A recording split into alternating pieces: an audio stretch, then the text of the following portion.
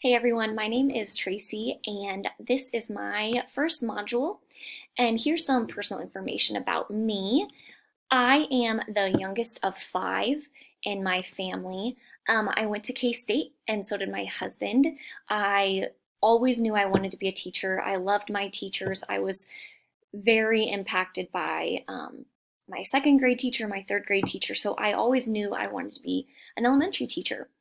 So far, this is my 8th year of teaching. I've done 3 years in fifth grade, 4 years in fourth, and this is my first year in second grade. And every year it's been something new because the kids are always changing and my teaching changes as well. But I was ready for a change. I wanted to try something new, and so I went to second grade at the school I'm at now, and it's been awesome. I truly do miss my upper elementary students though. So, a little bit about me and my husband. We got married in 2017 and we went to the same high school, same college, didn't really talk until afterwards when he was living in Missouri, and we currently are residing in Kansas City. So I teach in a small suburb town of Kansas City. Some things that we love the outdoors. My faith is super important to me, making sure that I'm keeping just my priorities straight. My purpose is to love God and love others. And so I hope that I do that every day in my classroom. One thing that I had an opportunity to do, excuse me, with my husband is we got to go to China to teach English 2 summers ago for 5 weeks. And I'd been overseas one time to Honduras for a missions trip, and I had no idea what to expect, but it was just an outstanding opportunity that God allowed me to have. And yeah, I would totally go back. We love football, we love K State, we really enjoy movies, being outdoors, just about anything. We like to be active. So, the three types of mindsets. First is all students can learn and grow. You've got to connect with your students. You have to support them however possible, and you have to reach all students. So, how you connect, support, and reach every student is going to look different, and the timing is going to be different.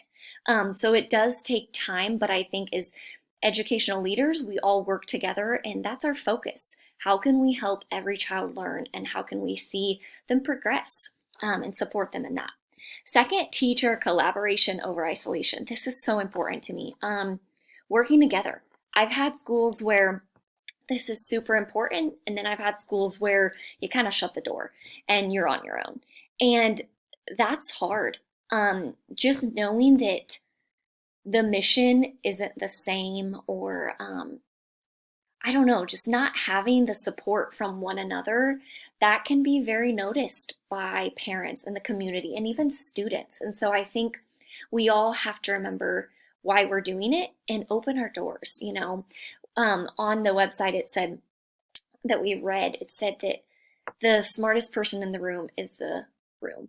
And I think that's brilliant. We have to have a place that we can all come together and work well together and be happy and optimistic. It isn't result, it's a journey. And so, yeah, those three mindsets I totally, totally agree with. 5 types of dispositions as an educational leader is just having the confidence, being ambitious and student led, student directed, student focused. And I think when you're confident in your purpose and your mission as a leader, you can easily pour that out to your staff members and to the community and to students. And then they're going to jump right on board along with you. Being a risk taker and decisive. So learning by doing and not being afraid to take risks. Now, this can go either way. Being a risk taker, you've got to be careful. You have to know why you're making the decision you are. But you can't not make a decision that is focused on the kids and focused on their learning and what's best for them. That has to be the goal.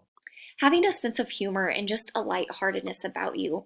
I would say there are a lot of people that are funnier than I am. I'm more serious and a little more reserved, but I feel like being able to take a situation and just, let go, relax a little bit, take care of that tightness, and just remember why we make the choices we do and why we're there. Being empathetic and assertive, being patient with every single person. persevere through those hard times, and just be able to read each other's emotions. So that's emotional intelligence, being able to care for someone's heart and not just what we're doing.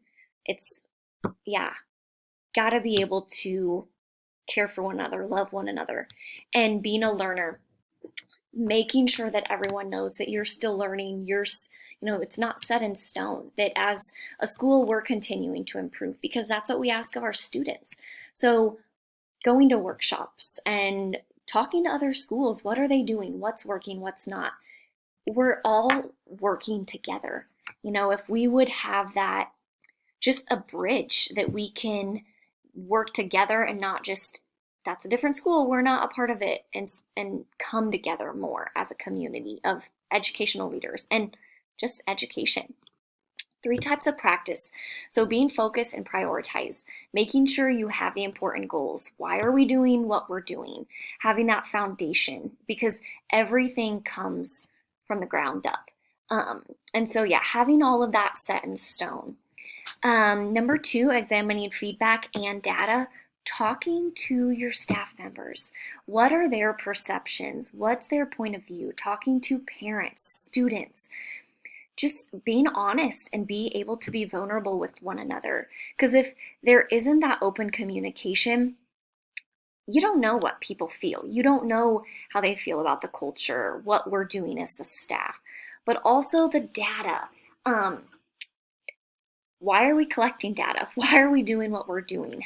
It should be to show that the students are learning. Okay, this is where they are. How can we get them from here to here? Doing that as a staff, making sure you're collecting, reviewing, and then acting on intent with purpose of what you're doing. And emotional intelligence, treat people with dignity, with respect, and that will improve the school culture for sure. 8 principles of effective leadership. So I want to focus just on 2, 3, and 4. Just putting others first. It's not about self. I feel like when people do have just a leadership role, it could be very easily done to just kind of focus on yourself. What am I doing? Instead, we have to kind of just die to ourself. That is just so important. It's not about us. And take the back seat. All of these are important, but sometimes that humility is hard to swallow. It can be a hard pill to swallow, but it's needed. So my opinion on all of these, I couldn't agree more on the 3 types of mindsets. Students first, you got to have your staff members on board, work together. I would say those are the 2 most important for me. My opinion of the 5 types of dispositions, being able to be confident in making decisions, know who you are, why are you there, what's your purpose, and just keep that in mind. Talk to yourself every day about, why am I here? What's my goal for today? And having that mission in the forefront of your mind. My opinion on 3 types of practices, definitely keeping focus and prioritizing, but also looking at the feedback and the data. Being able to know that these are our goals. This is how we're going to reach them. Are we reaching them? What's keeping us from them? Why aren't we? What do we need to do? How can we do it better? Just always being reflective, I feel like, is so, so important in education. And my opinion of the 8 principles of ethical leadership, definitely courage, getting rid of self, recognizing everyone's talents, putting other people in charge. It's not a one-man show. The principal can't do it all. We have to, as leaders, we have to trust what do our staff members feel is best in their classrooms, and trust them. But yeah, all of these are important. I think in every building, it's going to look different, but knowing who you are as a principal and knowing what your focus is going to help. I mean, it's going to help your school, it's going to help classrooms, it's going to help drive what you're doing every single day.